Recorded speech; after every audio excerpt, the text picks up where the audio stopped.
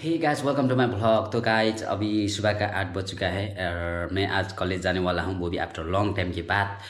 और आज आज के भिडियो कैसा होने वाला है और कैसा खै के जाँदै भन्छ हिन्दी बोल्ने आएन चाहिँ म टाइटल देखेर पनि तपाईँहरूले थाहा पाइसक्नुभयो होला। आज चाहिँ म कलेज जाँदैछु विथ साथीले पनि भेट्नुपर्ने छ र काम पनि थोरै छ काम, त्यही भएर म आज कलेज जाँदैछु।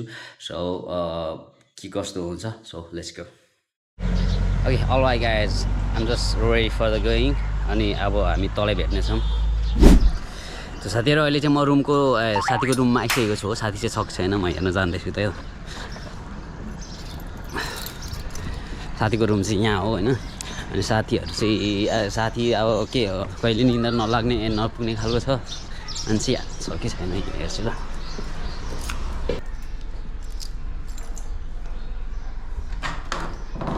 के छ साथी? साथी यस्तो नगर न यार। के साथीहरू अहिले चाहिँ हामी रेडी भइसक्यौँ। साथी र हामी चाहिँ जानेछौँ हो कलेज। ढिलो भइसक्यो, कति बज्यो, 8 बजिसक्यो। यतिखेर हामी कलेज गइ हुँदैछ। Let's go, I am really excited. आज यहाँ हाम्रो काजीबाट उठ्नु छैन क्या। बाइकबाट जाने के गर्नु? बाइकबाट जाने। ओके साथीले चाहिँ राइड गर्ने अरे, चाहिँ बाइकबाटै जाँदैछौँ है त साथीहरू। किनभने मैले चाहिँ हिँडेरै जाउँ भनेको हुन्छ नि त। अब राइड गर्दै गयो भने अलिक छिटो पनि हुन्छ।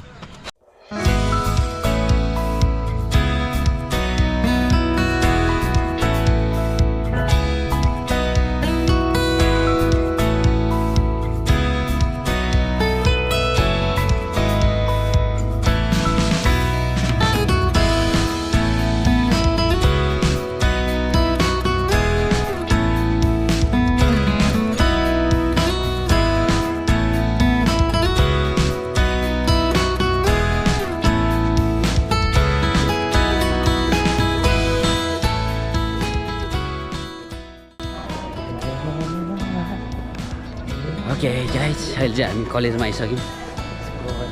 लट अफ स्टुडेन्ट्स, सो पढाइ पनि भइरहेको छ। ओके हामी चाहिँ माथिल्लो फ्लोरमा जाँदैछौँ हो, बुक रिन्यू गर्न। म कस्तो छु?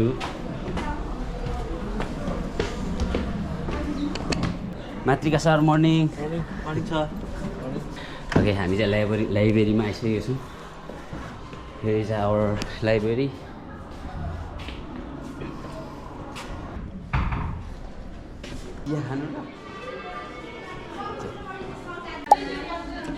ओके हामी चाहिँ यहाँ चिया खान आइरहेछौँ हो। चिया खानुपर्ने हुन्छ।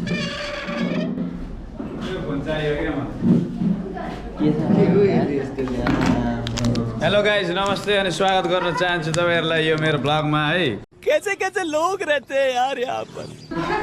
हेलो गाइज, ये फंस गया सीएम। Welcome to my खोइ त किन गए त अनि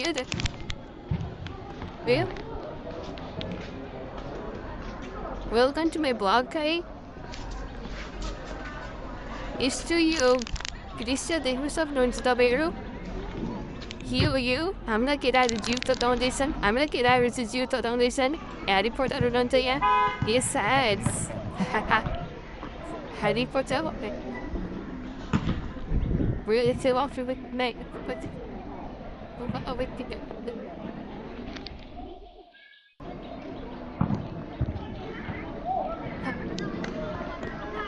गाइजहरू यहाँ देख्न सक्नुहुन्छ यी भलिबल खेलाडीहरूलाई। यो यिनीहरूको कामै छैन। यो जति गरे पनि यही जे गरे पनि यस्तो खेल्छ खेल्न थियो ल, तर कामै छैन। यहाँ अनबारेर यस्तो मान्छेले खेल्छ भलिबल। हेर त्यही यो बाहिर त्यही कस्तो हेन्सम, यस्ता हेन्सम। सो साथीहरू म चाहिँ अहिले कलेजबाट चाहिँ घरमा आइसकेको छु र आज चाहिँ के पनि भयो भन्दाखेरि चाहिँ कलेजमा चाहिँ भिडियो बनाउँदै ब्याट्री पनि सकिगएछ क्या। कतिखेर सबै थाहा नै भएन, किनभने जहिले अब यताउता हिँड्यो भने चाहिँ जहिले मैले एक्स्ट्रा ब्याट्री चाहिँ बोक्नै पर्थ्यो कि, त बोकिनँ। सोच्नु चाहिँ सोधेको थिएँ, बट जाने बेला जुन बेला म गएँ नि कलेज हिँड्दाखेरि चाहिँ मैले त्यो ब्याट्री नै बोक्न बिर्सेछु क्या, त्यही भएर कलेजमा राम्रो भिडियो बनाउन सकिनँ।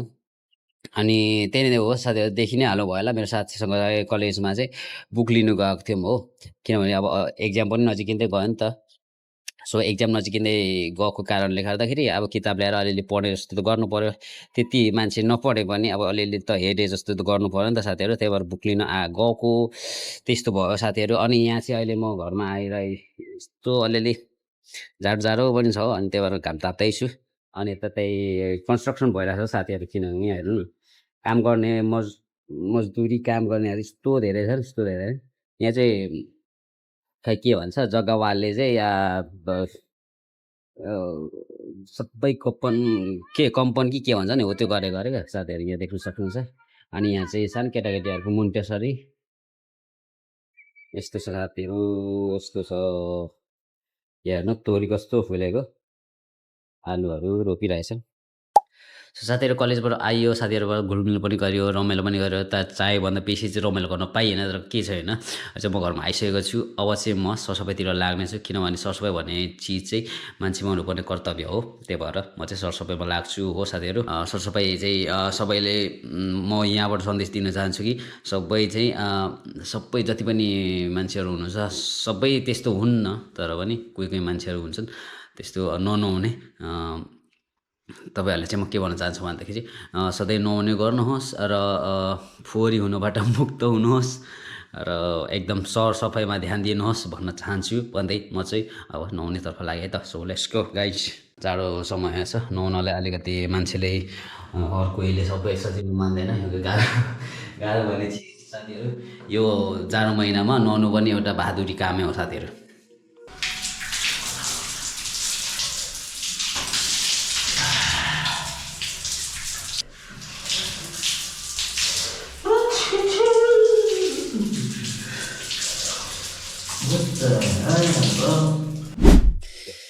Okay, just नुहाइसकेँ। नुहाइसकेपछि त घाम ताप्नै पर्छ साथीहरू, नभए भएर सासको हावा त सक्को त के कसो हो त। कोही त नुहाउँदै त नुहाउनु हुन्न होला भनेर भन्न नमिल्ने।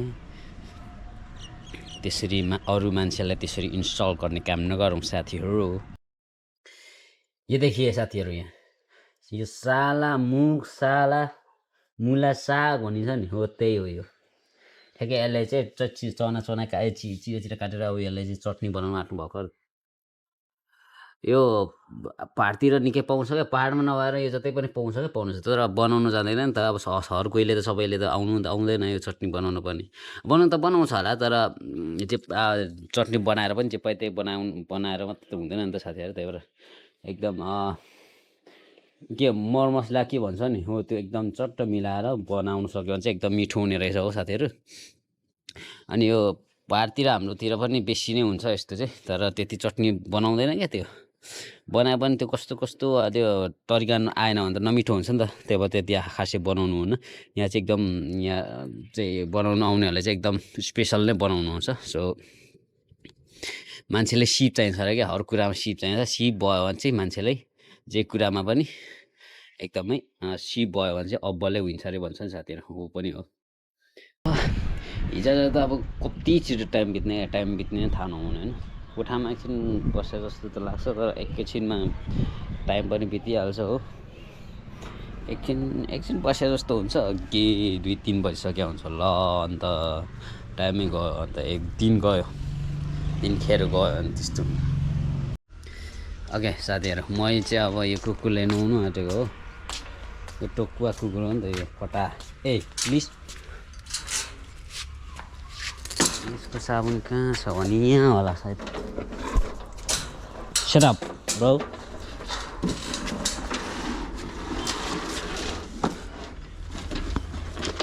Yeah, yo, shut up. I didn't eat your rice, bro.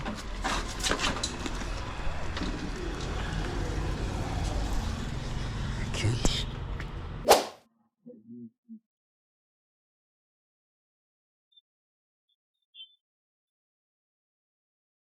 यो नुहाउनुको लागि चाहिँ यहाँ पाइपबाट पानी गास्नुपर्ने हुन्छ हो, तल्लोपट्टि जानु पर्यो पानी गास्नुलाई।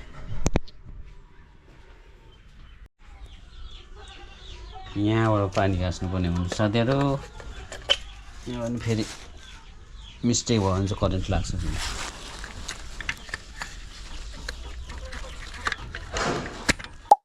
ओके पानी पनि आइसकेको छ साथीहरू यहाँ अहिले म उयो खुकुले नदिन आँटेको क्यामेरा चाहिँ यहाँ राखेँ ल देख्यो नि साथीहरू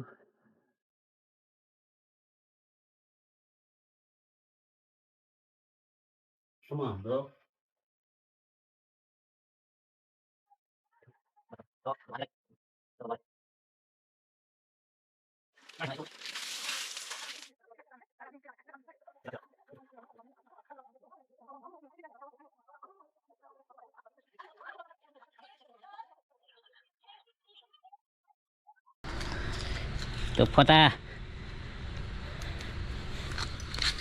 सबै उछिटिसक्यो मैले पानीले अहिले भिजाएको तलै तैले पोख ल सो साथीहरू thank you so much for watching this video all see in the next video तब तकको लागि बाई बाई